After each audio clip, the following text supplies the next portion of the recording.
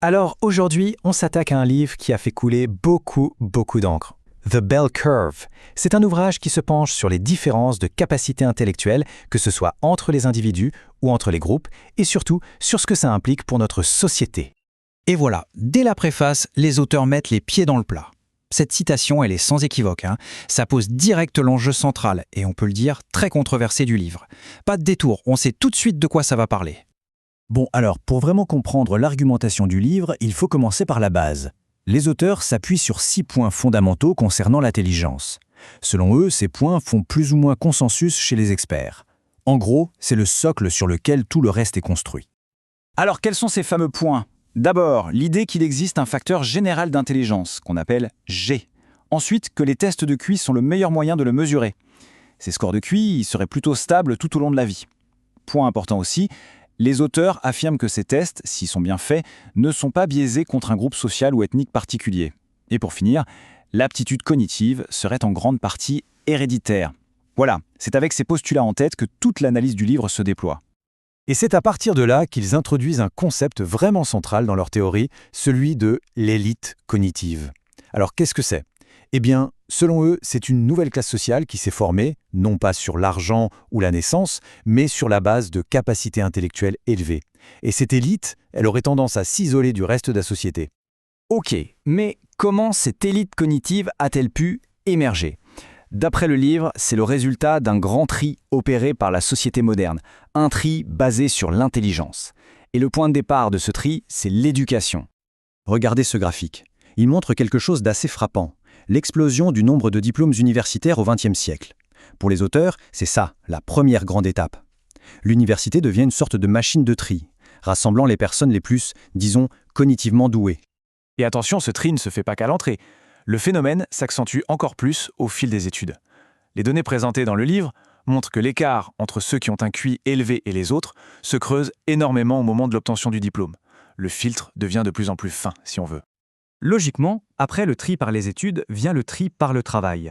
Les auteurs avancent que cette élite cognitive se concentre ensuite dans certaines professions, la médecine, le droit, l'ingénierie. Et ça ne s'arrête pas là, ça mène à un isolement géographique et social. En clair, ces personnes vivent et travaillent ensemble, de plus en plus à l'écart du reste de la société. Maintenant, on va aborder un autre grand axe du livre, le lien entre le QI et ce qui nous arrive dans la vie. Les auteurs cherchent à démontrer que l'intelligence est un facteur prédictif très puissant, parfois même plus que le milieu social dont on est issu. Prenons un exemple concret, la pauvreté. Ce tableau, tiré de leur analyse, est assez direct.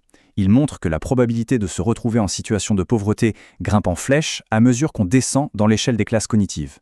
C'est une corrélation très nette selon leurs données. Alors, la question qui pose, c'est qu'est-ce qui pèse le plus lourd dans la balance ?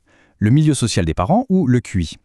Eh bien, leur analyse statistique est formelle. Selon eux, le QI serait un prédicteur beaucoup plus fort de la pauvreté que le statut socio-économique familial. C'est vraiment au cœur de leur argument sur cette idée de méritocratie cognitive. Et ce raisonnement, ils l'appliquent aussi à d'autres domaines, comme le chômage. On retrouve le même schéma. Leurs chiffres montrent là encore une corrélation très forte. Plus la classe cognitive est basse, plus le risque de chômage augmente. Et de nouveau, quand on compare les facteurs, leur conclusion est la même. D'après leur analyse, le milieu social des parents n'aurait quasiment aucun effet indépendant sur le risque de chômage pour un homme blanc. Le seul facteur qui ressort de manière statistiquement significative, c'est le QI. L'intelligence individuelle, encore une fois, primerait sur l'origine sociale. Bon, on arrive maintenant à la partie la plus explosive du livre, celle qui a déclenché les polémiques les plus vives. Il est important de préciser que ce qui suit, ce sont les affirmations et les données telles que présentées par les auteurs eux-mêmes concernant les différences entre les groupes. Alors, que disent-ils ? Ce tableau résume leurs observations sur les scores moyens au test de QI entre différents groupes ethniques. Il rapporte par exemple que les Asiatiques de l'Est ont des scores légèrement supérieurs à ceux des Blancs et que les Juifs ashkénazes ont des scores encore plus élevés.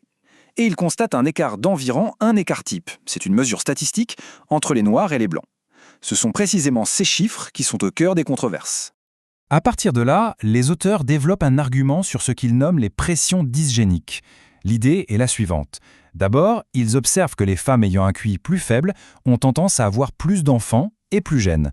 Ensuite, ils ajoutent que les vagues d'immigration depuis les années 60 auraient, en moyenne, légèrement fait baisser le QI moyen national. La conclusion qu'ils en tirent, c'est que toutes ces forces combinées exerceraient une pression à la baisse sur le niveau d'intelligence moyen du pays. Alors, quelles conséquences politiques les auteurs tirent-ils de tout ça? On entre dans la dernière grande partie du livre où ils s'attaquent aux politiques publiques, avec une cible bien précise, ce qu'on appelle la discrimination positive ou affirmative action. Leur angle d'attaque est assez clair. Ils disent, voilà, la discrimination positive repose sur une idée de base, que tous les groupes ethniques ont les mêmes capacités pour réussir à l'école ou au travail. Et ils enchaînent en disant, or, tout notre livre a justement cherché à démontrer que cette hypothèse est fausse. C'est une confrontation directe entre deux visions du monde.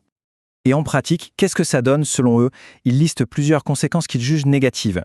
À l'université, ça créerait un fossé de compétences dans les établissements les plus sélectifs. Dans le monde du travail, ça mettrait les entreprises face à un dilemme, choisir l'efficacité ou respecter des quotas. Ça pourrait aussi mener à un nivellement par le bas des standards d'embauche. Au final, ils estiment que ça finit par brouiller la perception de ce qui est juste ou non dans la société. Et le livre se termine sur cette question, une question assez vertigineuse. Dans un monde où les gens sont de plus en plus triés selon leurs capacités cognitives, comment faire pour que chacun, absolument chacun, puisse trouver une place qui ait de la valeur? C'est le grand dilemme que les auteurs laissent sur la table, et c'est une question qui, évidemment, continue de faire débat aujourd'hui.